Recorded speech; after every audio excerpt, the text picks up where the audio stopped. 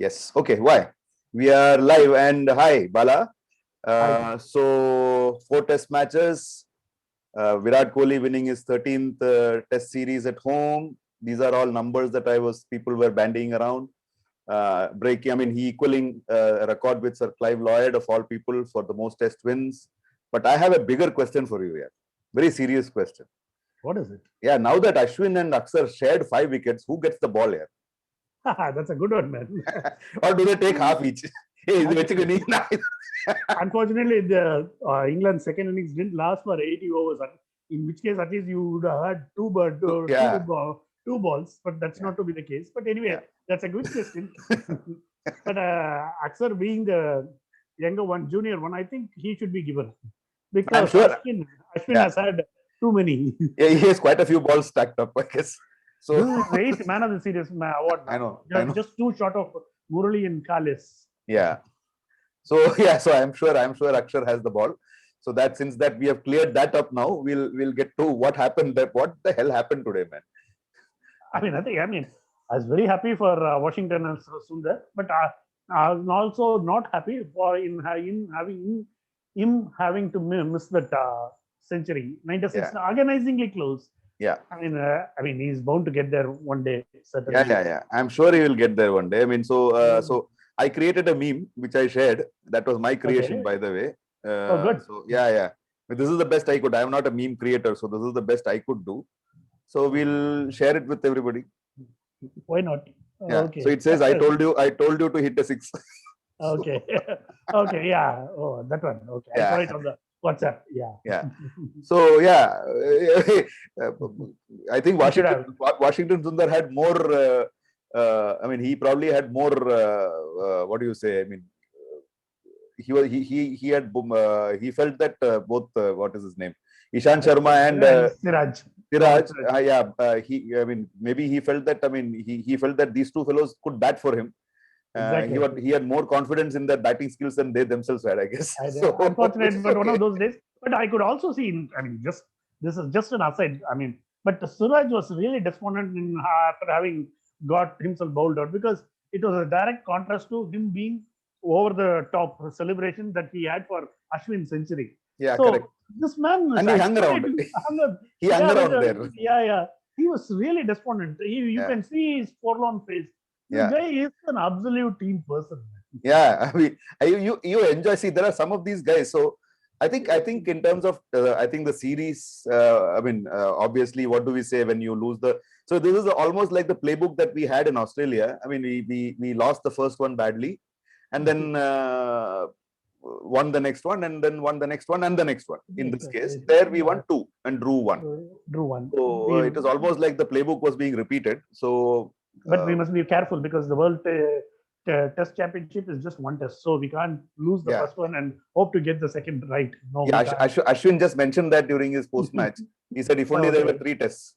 Yeah. We could have taken it easy, but there is only one. So we need to figure it out. So but then today what happened was it just proved a point because I think there's so much made of the pitch and the conditions that I think you forget to play cricket. Exactly. And pretty much, I'll just finish this. Most of the dismissals, I heard Gavaskar say that about Erapalli Prasanna, with whom he played, that Prasanna wasn't really chuffed when he used to get, sort of get people out, caught close in or things like that. Prasanna would be chuffed by sort of inviting the batsman forward and then sort of beating him in the flight and then getting the wicket, which surprisingly both, not just Ashwin has been a pass master. Akshar also was doing that. Exactly. Which is what I found very interesting. So, it's in Hindi, there is a saying, Kharbuje ko dekh ke kharbuja rang pagadta hai. Yeah, so he seems to have caught on to that. Akshar wasn't bowling the same. If you notice, many times I noticed is the speed of the delivery. So for a guy who is playing his first series, I think he deserves a. Because Ashwin also mentioned that he was unerring. His accuracy was metronomic. He was there or thereabouts always. Yeah. But having said that, this was a shambolic batting performance from England, Raj. Yeah. And it also makes these players did, but some of the outsiders, they moaned about the pitch the last time around. That also, That was stupid because when you compare, because it all boils down to your ability to play in these conditions, which they didn't possess. I'll At give least you on the evidence of I'll the give you a series. couple of examples. I mean, Gavaskar again was talking about that. One, he obviously he went on. The hashtag Chalfoot became quite popular. For people who have not seen that, the Gavaskar basically was on commentary, or he actually came on this thing in commentary and said, look, if Joe Root didn't have any complaints, Chris Silverwood didn't have any complaints. So if people sitting back home who are miles away, they are having complaints about the pitch, and then you guys are going and propping it up, instead of that, you should say Chalfoot. Yeah. So I think I agree with Gavaskar, because see, this is the point. So when you go abroad and face conditions there, you're not going to say, you know what, we don't know how to play on this in this thing, right? I mean, whether it is South Africa, India sort of won a test match. England, now we are playing England in next 5 test matches. So there's so many that come. I mean, I find it very, very awkward that you take the you talk about the pitch and not about the ability of your batsmen to face up to it. Yes. Right. Let's be very clear. See, on a pitch where Akshar and Ashwin, they shared 10 wickets, 5 each. You had just a few hours back, you just had Stokes and Anderson share 8. Yeah. Each got only 2 and West didn't. So they didn't use the conditions either as batsmen or as bowlers. Correct. Yeah. So I was going to come to that, because see, when we look at we'll go, now that the match is over, we thought we'll do a series review also. Yes, so exactly. There are some very interesting points. Gavaskar, again, I'm quoting Gavaskar, who actually mentioned that, see, in the past, when England came to India and they did well, you actually used to have 1 or 2 players scoring a whole lot of runs. Exactly. You had Mike Gatting do that. You had Alistair Cook do that last time when he was at 3 centuries he got. So, there have been players, David Gower has done that in the past. So, you had the English players coming and scoring runs. It's not as if those wickets were any better. Indian wickets are always like this. So exactly. Here, I think it was just bad preparation. And then I think one trick, this is my personal view, one trick they missed is they probably should have sort of had more players playing in this test team who had actually visited and played IPL regularly. I'm just coming forget about all those things. Just the sheer numbers. See, they have played 6 tests in Asia, 2 in Sri Lanka, 4 in India. Joe Root, out of that, has scored 700 plus runs all by himself. Courtesy is 2 daddy hundreds in Sri Lanka and 1 double century here in Chennai. But the rest of them, none went past 250 cumulatively. Yeah. So look at the gap. Where is 700 plus and where is 250? Just about 250 plus. If none of them have gone past that. So that tells a tale. None of them was equal to the occasion or to the conditions. Correct. Ben Stokes was the next highest run scorer in this 4 test series. He got 203 runs. Yeah. And then you had, 203. And Lawrence, who poor fellow played only 1.5 tests or 2 tests, whatever, he got 149. 149, right? Because it's 50 plus in this match and then in this innings and 49 in the first innings. He was, he kind of salvaged something for himself and for the team. Yeah. So, then the problem was Ollie Pope who played all the 4 test matches. He came with a reputation. I don't think he did himself any good. Look at the way he got himself out in this series. Yeah. This particular so some commentator emblematic of his general approach. He got beaten in the previous delivery. You don't walk aimlessly after that. He just walked aimlessly and he got himself stumped. Yeah. So there were some pretty weird dismissals today. Now that you mention it, I had no idea what this guy, what is his name?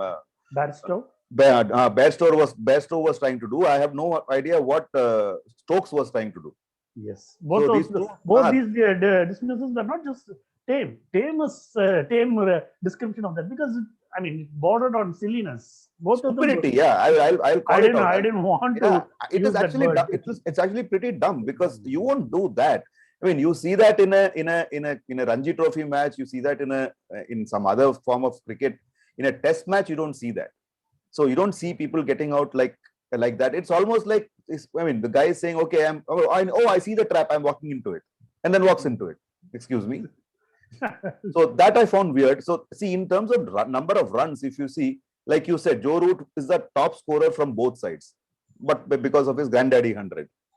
so which is like a double century plus. So other than that, there is nobody worth mentioning. And the bigger problem, Bala, was that if you look at the wickets column, you had Jack Leach taking 18 wickets, and none of the others even got to double figures. And unfortunately, they also messed up their own selection. Yes. In the third test, they went in to one pace bowler extra. Here they went in with one pace bowler minus. Less, yeah. Less. So that was the problem. They kind of got themselves conned by what they saw of the pitch and what they made out of the pitch without actually understanding what the pitch would actually play out. Yes. I think there was more spin in between their ears than on the ground, man. Yeah. At least in the last two test matches. See, even in the last match, I mean, they didn't read the pitch, man. Forget about us reading it as a batsman. As a team, as a think tank, they've got the team. I mean, they read the pitch totally wrong. Yes. My point is, see, I mean, with whatever little cricket you and I have played, see, the ball is turning square. It's not dangerous because it's never going to come to hit you on the leg or anywhere. Look at the number of bowls and LBWs that our bowlers got this time. That proves that the straighter one was what was working. I mean, you are playing for spin always. So, which is why I said the spin was between your ears, man. You just sort of see if this ball spins, it spins, man. So what's the big deal? It's not dangerous. It's not going to hurt you, right? Yeah. Like a fast ball. I mean, like a ball bowled at 150 kph, this is not going to hurt you. You just need to let it go, and it is not going to bounce over your head unless you are Shane Warne bowling a bouncer. So, but enough of our own hatchet job on England. Let's also kind of celebrate what we did. When I say we, so let us flip that around. So I want to India because see, obviously the spinners because between Ashwin and Axar they took 59 wickets. Yeah. So that was huge. But one thing I was really happy about was with the way Rohit Sharma batted on this because that was. We'll get to that. We'll go with the bowlers first and then get to the batting because otherwise we'll mix things up, which is what we do usually. But then we'll try not to mix things up this time. So yeah, you were talking about bowlers. So you said about 59 wickets. 32 for Ashwin and 27 for Axar. One of them was playing his first test series, and of course another is a past master, as you rightly said. I'll put it this way: out of the 80 wickets that fell, 13 went to fast bowlers, and the rest of it went to spinners only. Because you had Kuldeep and Shahbaz Nadeem who also took a few wickets. Exactly. Yes. So I mean, everything went to spinners only. A couple of runouts. I know there was no run out in the England side. I mean, all 80 were, I think. Okay. I mean, we snapped all 80. Oh, great. So yeah, so which was good. We didn't allow any other form of dismissal to come in the way. So we said. So I mean, I just want to talk a little bit about Akshar Patel also, because the way I see it, Akshar has nailed it in this series. But the beauty is that in the next match he might not be playing. Right? It's a tough call for Indian. Tough call. Yeah, it's a very, very tough call. The guy takes 27 wickets and he has actually, I think, in 3 test matches, which basically puts him beyond the likes of Dilip Doshi and all who had that record. Even Ashwin took 22 in his first series, if I remember right. Exactly. So he is way ahead of the rest, but still he might find himself sitting on the benches when India plays the World Test Championship, World Test and the 5 Test series or 3 Test, 4 Test series in England. Right. Exactly. So that's the quirk of fate, I guess. So because one, Jadeja will be back hopefully, and 2, obviously you can't play Jadeja and Akshar even if you want to play 2 spinners. But Akshar didn't harm his case by batting pretty well in this second innings, man. Yeah, but for that brain fade where he tried to take a single, which wasn't there. So he's also giving Jadeja a run for his money on batting stakes too. Correct. Yeah, I mean, which is good. I mean, so the more number of, I think Ashwin mentioned that also. He said there are about 25 people from whom you can select the 11 or 12 that plays the World Test Championship. I think that's a great place to be in. Yeah. Now we'll come to what you. I mean, just a word about pace bowlers, because this is we played on wickets which were not conducive for pacers, but whenever they got the opportunity, they ran in with a lot of purpose. And forget about Bumrah and Ishant; they are proven masters. But I was very happy for Siraj because he was enthusiastic, energetic, and he was there or thereabouts. So I was happy for Siraj. He's one for the future. So I would love to see what will be the final. It looks like Virat Kohli has a soft corner for him because I don't know, the RCB connection maybe, or he genuinely believes that this guy is, I mean, which he is good actually. So imagine a scenario where you have Bumrah and Shami back, and then you need a third pace, third quick bowler. Exactly. So where does that leave Umesh Yadav? Where does that leave Umesh Yadav, Ishant Sharma? Because Ishant, I mean, he was injured in the second innings, so he didn't take the field. So Ishant, if he has this kind of a niggling kind of injury, I think Shami, Bumrah, and Siraj would be our frontline fast bowlers in England. And I wouldn't mind that kind of a lineup for England. Yeah, that will be a good lineup for England, I guess. Yes. Anyway, getting back to the batting. Yeah. See, this is a series that pivoted on Rohit Sharma's batting, because this is the first time he is getting to play 6 tests on the trot, 2 in Australia and 4 here. So this was the first time he managed to play 6 tests on the trot. This is one of those things. Either he got injured or he played some loose shots and got himself dropped, or so many things. His career has been very checkered in terms of appearances, test career. So having got the chance, he grabbed it, and he was the standout, because after the failure in the first test, his century is what changed the course for India's fortunes. From then on, the Indian team didn't look back. That on a tricky wicket, he played very well. That century, once he was, I mean, that was a pretty big century also. And even in this third test on a ranked turner, his first innings, 60 plus 61 or 63. That is the main thing. And even here, this 49 in this first innings, that's again what clearly set it up. So in all these 3 victories, apart from the bowlers, Rohit Sharma's hand was clearly there. And Kohli clearly mentioned it in his post-match chat with the host broadcaster. So Rohit Sharma, I mean, he was one of the stars for me. Yeah, agreed. I totally agree with you. See, Rohit Sharma, I think there is only one person standing in the way of Rohit Sharma and becoming one of the legends, and that is Rohit Sharma. Which I'm sure he knows, because I think I brought this up earlier also. There was this lovely interview Rohit Sharma did with the 2 Indian women's cricketers, Smriti Mandhana and Jemimah Rodrigues, where he mentions that. He says, look, if there is something lost, it is because of me, and I don't think anybody else is to blame for that. I think that level of awareness itself is brilliant. The guy has sort of, I think his white ball form is what sort of made him realize that maybe, he is missing something in test matches. And one more thing, see, if you look at it, Shubman Gill had a middling series, not middling, he had a poor series by his own standards. Although he is young and he's just starting off, he hardly did anything of note. I mean, if I can put in the numbers, how much did Shubman Gill score? I mean, he probably scored very little. Even under below 100, I think, among the top 6. Yeah.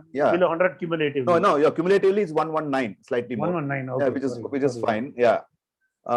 So I mean, he had an average of 19. So which is where Ashwin getting the man of the series would have wondered, because Ashwin was after you mentioned Rohit Sharma, then you had Rishabh Pant, and then it was Ashwin. Obviously, he was at number 3 in the batting pecking order after the series. So obviously, when Ashwin is number 3, you know that things have not worked. But I mean, you had Washington Sundar scoring 250s, huge 50s. I mean, 80 plus in the second test and 96 today. 96 both not outs, despite scoring 2 ducks. I mean, Gill also scored 2 ducks, but Washington Sundar compensated, and he was very solidity personified, which Gill wasn't, unfortunately. But as you said, we must give him some time. Let's not analyze him too much. Let's not put him under the microscope straight away. Let us give him some time. But he has some problems to sort out. I hope he does that. And we'll get to Rishabh Pant, Raj, your favorite. Just before that, I just want to go along with Pujara, Kohli, and Rahane. All 3 of them had a very, very middling series, and I'm sure that I think they know it better than all of us put together. So that is something to watch out for, because when India resume their test match battles in June and July, these 3 fellows are going to be critical in England. In challenging conditions of England. In England, they are critical, and they need to sort of iron out whatever there is to iron out and get there. And now we get to Pant. I don't know what to say, because I was very happy for his keeping, man, because know about his batting and everybody has praised him. I mean, who are we to? When Gilchrist himself tweets that he's right there up there. But what is there to say? But all through this series, his wicket keeping kept improving, especially to spinners, which is supposed to be his weaker link. Bugbear, yeah, bugbear. Bugbear. Yeah. But that is where he improved. And today he was almost flawless, man. Yeah. And for me, see, let us just go back to the time when we started Bits and Banter, when the IPL was on. Poor Pant wasn't getting anything right. Yes. Right. You remember that, I mean, the number of times we discussed Pant during our IPL, the last IPL. We dissed him. He was overweight. Ravi Shastri today mentioned that they gave him a kick up his butt and said, you better lose weight, which he did. And he is there. Ashwin actually has lost weight. You can actually see that the physical regimen also is making a difference to these guys. Ashwin apparently lost around 6 to 7 kilos during the lockdown. He worked on himself. Yeah. I mean, you see him making diving stops these days, man. I mean, suddenly Ashwin is actually running behind the ball, that is. See, that's a truth that these cricketers understand. Once you are physically fit, your general cricket improves. That's something even Virat Kohli learned. Because to start, he was slightly, I mean, he was not exactly, he was never plumpy, but he was kind of.